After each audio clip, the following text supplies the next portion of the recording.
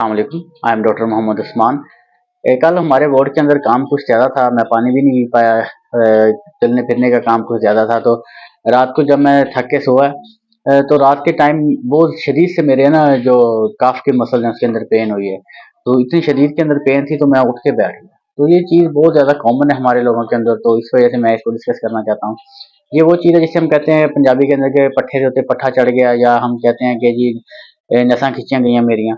तो ये वो वाली चीज़ होती है कि, और इसकी जो रीज़न होती है ना, जैसे कई आजकल सर्दियाँ हैं, पानी नहीं पिया जाता है, डिहाइड्रेशन की वजह से ये वाला मसला हो सकता है। कोई भी विटामिन की कमी हो आपके अंदर, उसकी वजह से ये वाला मसला हो सकता है।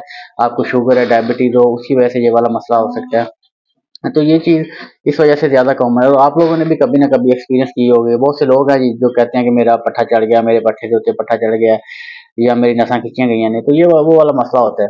तो इसके एक तो रीज़न ये है जो मैंने आपको बताया, बाकी 3 रीज़न ये भी हो सकते हैं। एक डीवीटी भी हो सकता है, डीप वेन थ्रोम्बोसिस जिसे हम कहते हैं। उसके अंदर कोई भी क्लॉट बन जाता है आपके ब्लड वेसल्स के अंदर। वो बड़ा पिन पॉइंट पेन होती है उसकी में। उसमें तो आप लोग कोई एक्सरसाइज नहीं कर सकते, एक्सरसाइज कॉन्ट्रा इंडिकेटेड है। वो आपने डॉक्टर को दिखाना है, वही आगे फिर अल्ट्रासाउंड गाइडेड प्रोसीजर्स करेंगे, उसके थ्रू उनको एलिमिनेट करेंगे।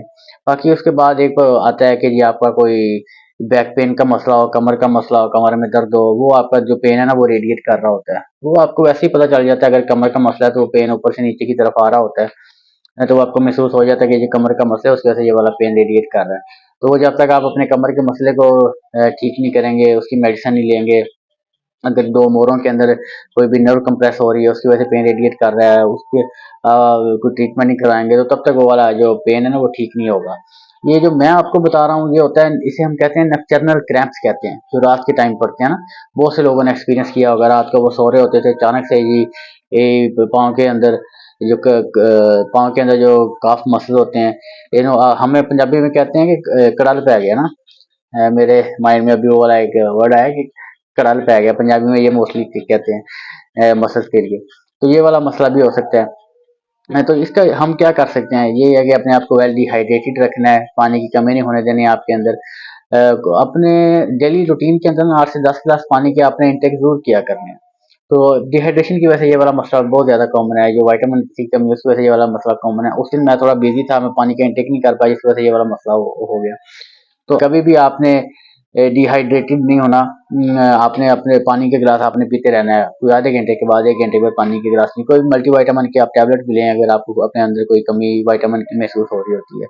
बाकी इसके अंदर जो ट्रीटमेंट है ना, उसमें यह है कि ये पेन थोड़ी देर बाद खुद ही रिलीफ हो जाता है।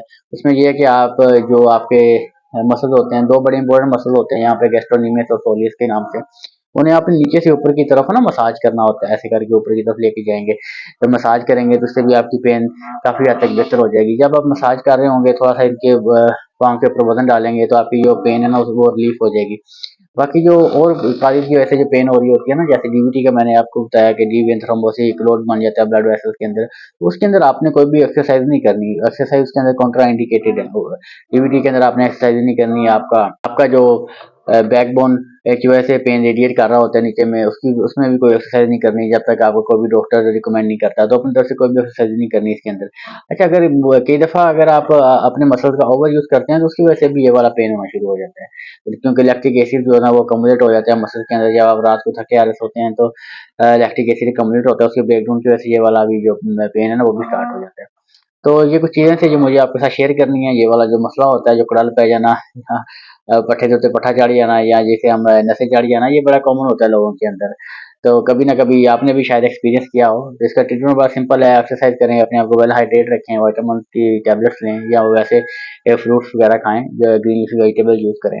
तो इसी के साथ ख्याल रखें अपना, अपने बच्चों का। टेक केयर, अल्लाह निगहबान, फी अमान अल्लाह।